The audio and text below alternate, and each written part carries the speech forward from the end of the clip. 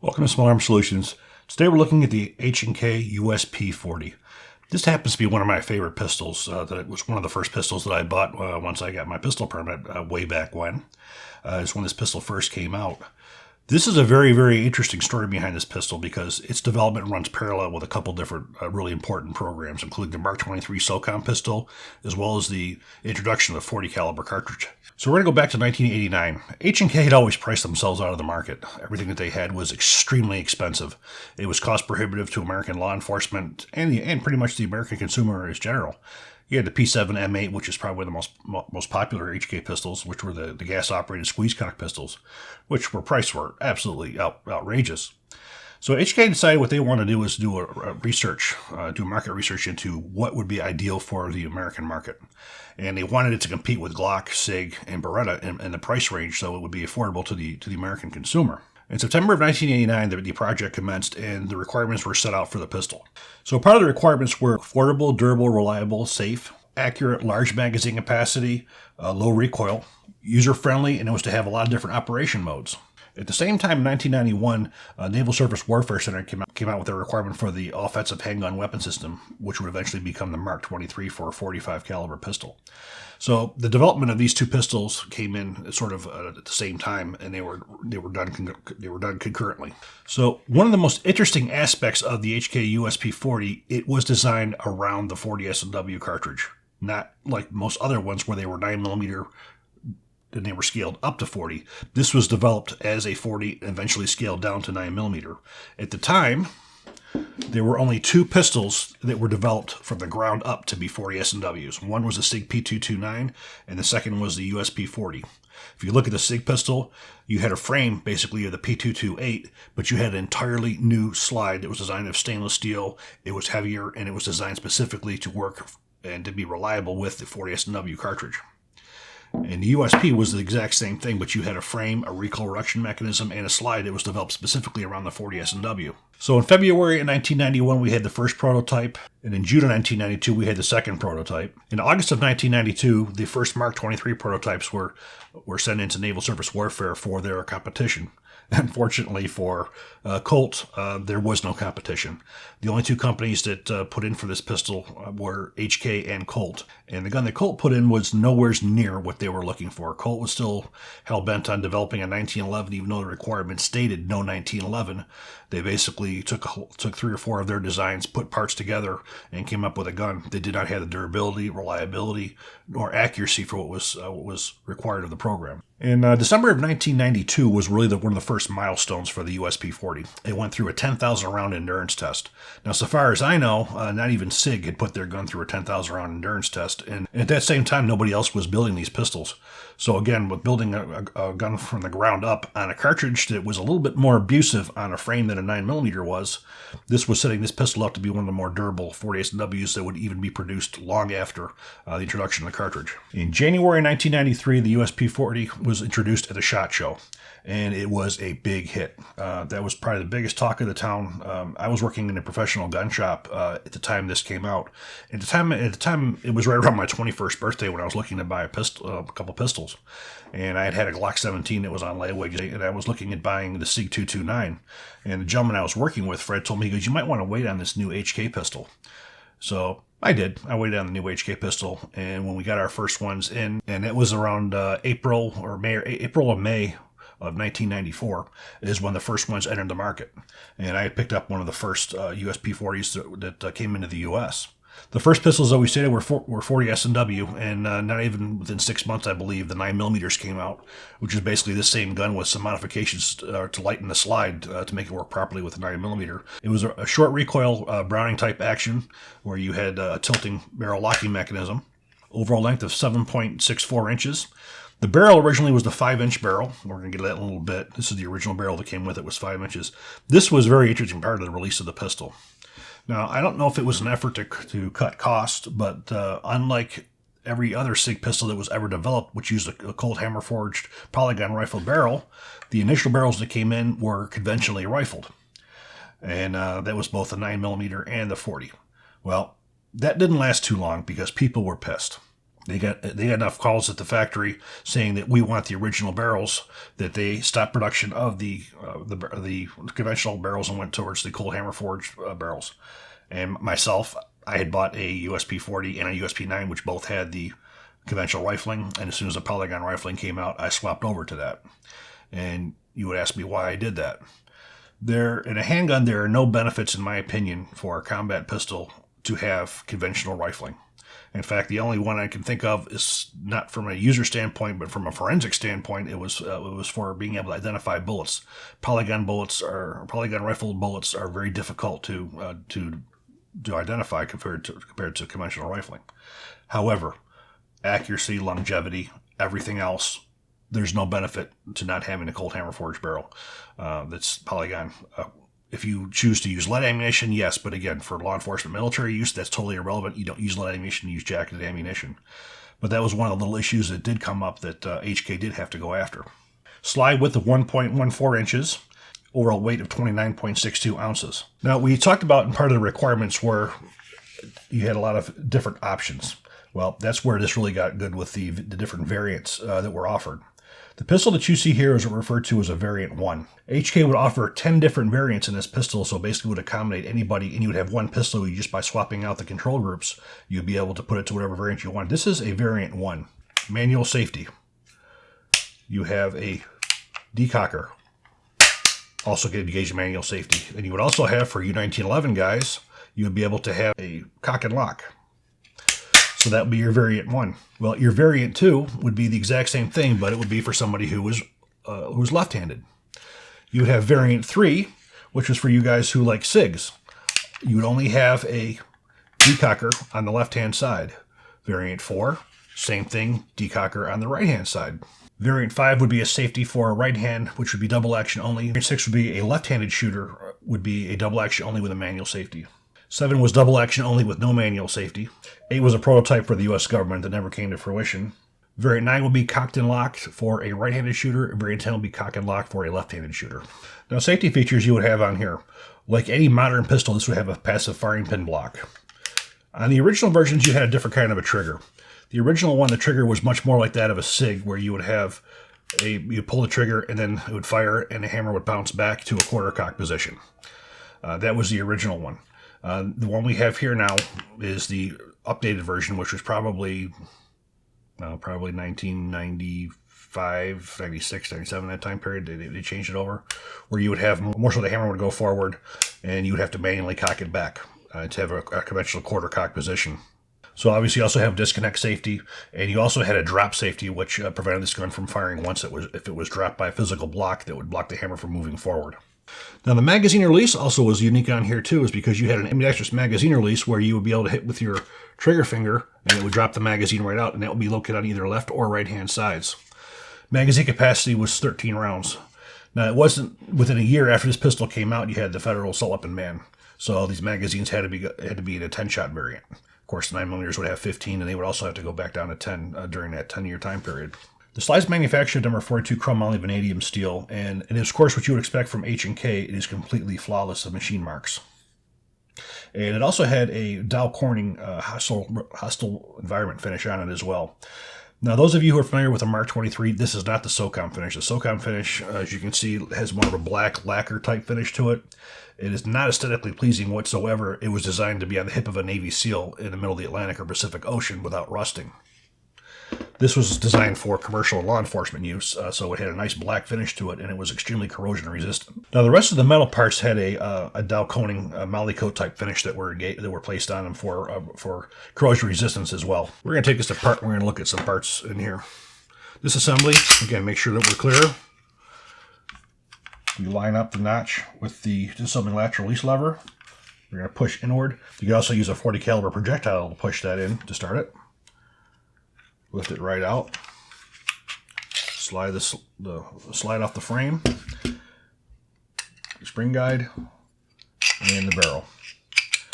The slide's manufactured from one piece of chrome moly steel, and as you can see from looking on the inside, absolutely flawless.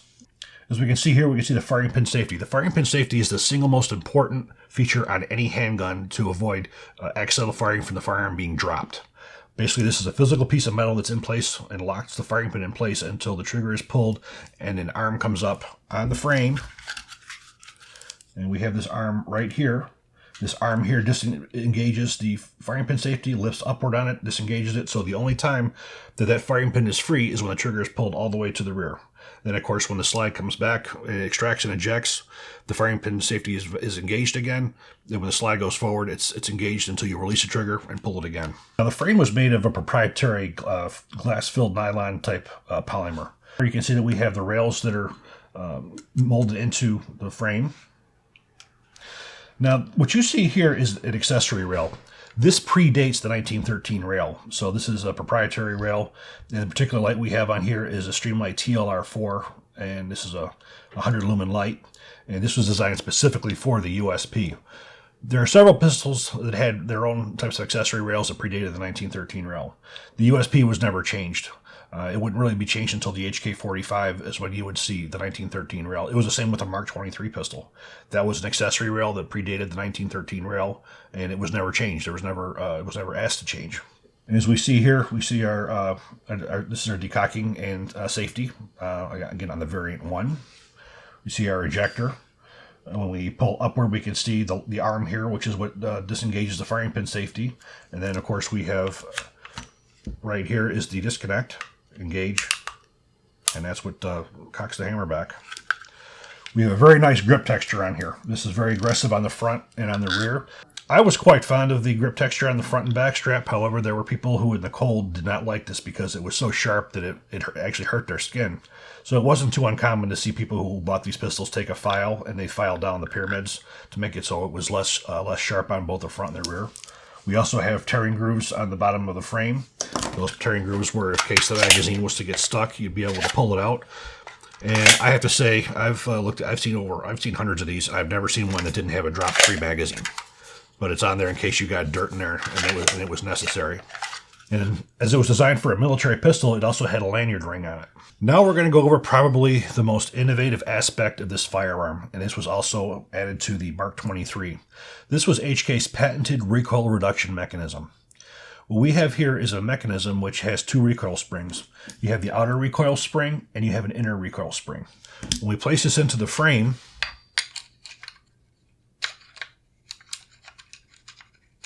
as it would be in the gun, you'll be able to see as the slide would move rearward, it would push in on the recoil spring. It would push in on the second spring. The second spring is extremely heavy, so that would buffer that, and it would decrease felt recoil, and more importantly, it would decrease wear on the firearm. So the overall benefits of having this system on here would be reduction in wear of the service parts. Also, this enabled this pistol to be the first pistol on the market to be able to reliably handle a steady diet of plus P and plus P plus ammunition. Longer service life, and this would also cause much reduction on recoil, the flip of the muzzle, which would increase your ability to get off more quicker, accurate, rapid shots. And also was a decreased ammo sensitivity versus any other pistol that was out there. This little piece here perhaps was the most impressive piece of technology on this pistol. On the Mark 23 pistol, this was a major difference because the Mark 23 would use 45 plus P ammunition, which is relatively brutal in a 1911. When it was placed in this pistol with this much larger and much beefier system, this enabled that pistol to take an unlimited diet of over 40,000 rounds of plus P ammunition with no wear to the pistol or to its components. Now for reassembly, now we have two barrels. This is the standard 4.13 inch barrel that came with a pistol. Again, you have a very generous ramp on there, and if you also remember the 40 SW ammunition, you had a lot of truncated cone and flat-nosed rounds, which could be more problematic in a lot of different guns. This was designed specifically for that type of ammunition, so you wouldn't have any kind of feeding issues. Now, H&K has not ever been known to chrome plate their barrels. This is no exception. The only barrel I'm familiar that was chrome plated was the Mark 23. That was part of the U.S. requirements. The barrel that we have here, which is the barrel I'm using right now, is the threaded barrel. This is for the USP 40 tactical pistol for suppressed use. I got this as a separate barrel as an upgrade. It is an HK barrel because I want to be able to fire my USP 40 suppressed. You will also see we have the addition on here of a rubber O-ring. What that rubber O-ring does is it centers it into the muzzle area on the slide, so it tightens it up, and it's the same way every time, which would increase your accuracy. This came off of the original Mark 23 design that's been put on all the tactical designs. So we're going to drop our barrel in.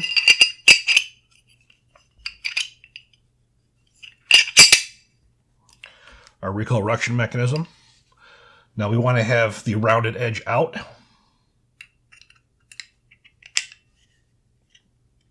As we see, we're going to drop it on the frame. Drop in our lever.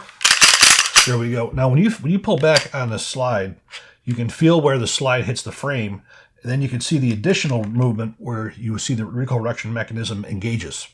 So as you see, we come back, you feel that resistance. This is where it hits up against the frame, and now you can see that rearward movement there, which is the recoil reduction mechanism kicking in. Now we'll talk about the other really impressive aspect of this gun was its testing. Again, although it was intended for commercial use, you always knew that it could end up with a military application. So we'd have to go through NATO drop testing, which means you would drop it on the back, front, sides, to ensure that the weapon would not go off without the trigger being pulled. 2 German DP40 proof rounds, which were basically plus P plus cartridges, which generally are about 25 to 30% over standard pressures. Target testing at 25 yards, ammunition compatibility. 85,000 rounds of 40 S&W on one gun. 85,000 rounds. Most pistols that you would have, even to this day, you probably would have a pile of parts in your hands. This is going back to 1994. And this is one of the things that HK is very well known for, is building durable firearms. The Mark 23 pistol still, to this day, I believe, is the most heavily tested pistol in the world for as far as durability and reliability. We look at our M9, which has got an incredible success rate for means round between failures. But H&K, of all the manufacturers that I know of for pistols, does the most endurance testing in the industry.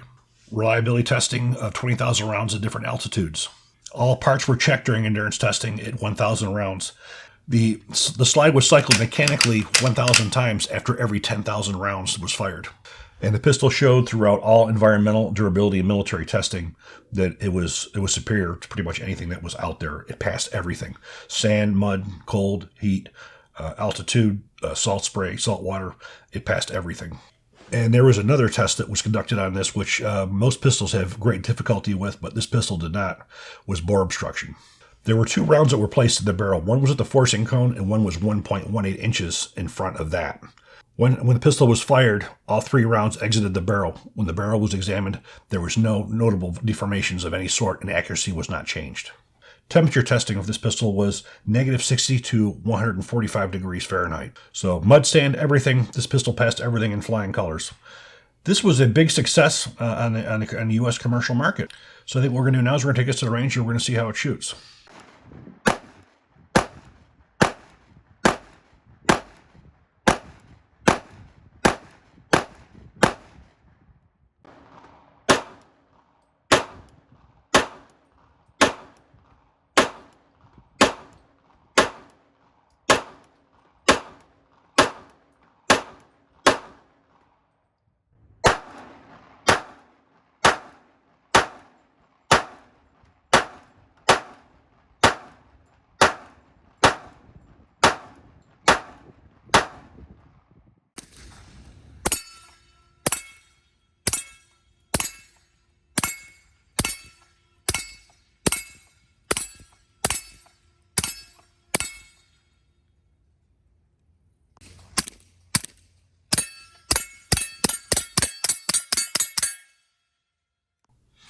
Well, as you saw also, we shot a suppressor. What I had placed on here was my 45 Osprey suppressor. Again, this is set up for the 45 caliber. As you can see from the accuracy of the targets, this pistol was excellent, combat accurate. Again, these are combat sights on here. These are not match sights. Now, one of the things as I've done, and I've seen as being in the media myself as a writer, we love to go out for groups to check for accuracy. And then the reality is, that's not what these pistols are designed for. These pistols are not designed to put one bullet behind the other. These are combat pistols. The whole purpose of these pistols is to poke holes in people so they bleed out. That's the whole point of a pistol. And as long as you're getting into this area, you see it within here, it's doing what it's supposed to be doing. So, I think sometimes we lose track of what these pistols are designed for in trying to say, well, this one shoots an inch group at 25 yards, or 2 inches at 25 yards, or 3 inches at 25 yards. So, as you can see here, we shot at our steel challenge targets, and we shot at pretty much 15 feet to 20 feet, which is practical for a pistol. Accuracy there was totally acceptable, and even accuracy with iron sights at 25 yards was acceptable. But I also want to shoot this thing suppressed, which is why I got that separate barrel. And this is my 45 Osprey suppressor. And this was the first time I've ever fired a USP 40 suppressed using a 45 suppressor, and it was awesome. Hardly any noise at all, and pretty much most 40 caliber ammunition you're going to get 180 grains is going to be subsonic. So that's like a 45. That's why these are some of the most fun guns to shoot subsonic, because most ammunition is. Of course, you get up into the 165 grain and light like that, then you're starting to get the supersonic crack. But we just use the regular 180 grain ball ammunition from Black Hills Ammunition and some SIG 180 grain full metal jacket. But overall, the reliability is excellent. Over the years, this pistol has been one of HK's stable pistols. It was originally supposed to be around $600, which at that time competed with the Beretta, SIG, and Glock pistols. Unfortunately, now the same pistol, if you look at even with inflation, we are still back up into that 800 to 1,000 yard mark.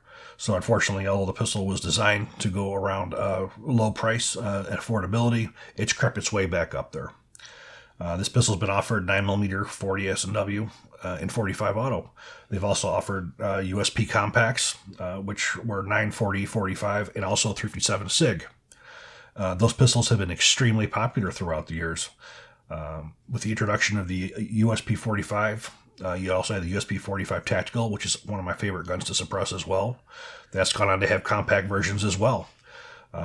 With the advent of the USP 45, with the adoption by SOCOM, that's really taken away a lot of the the market share for the USP 40.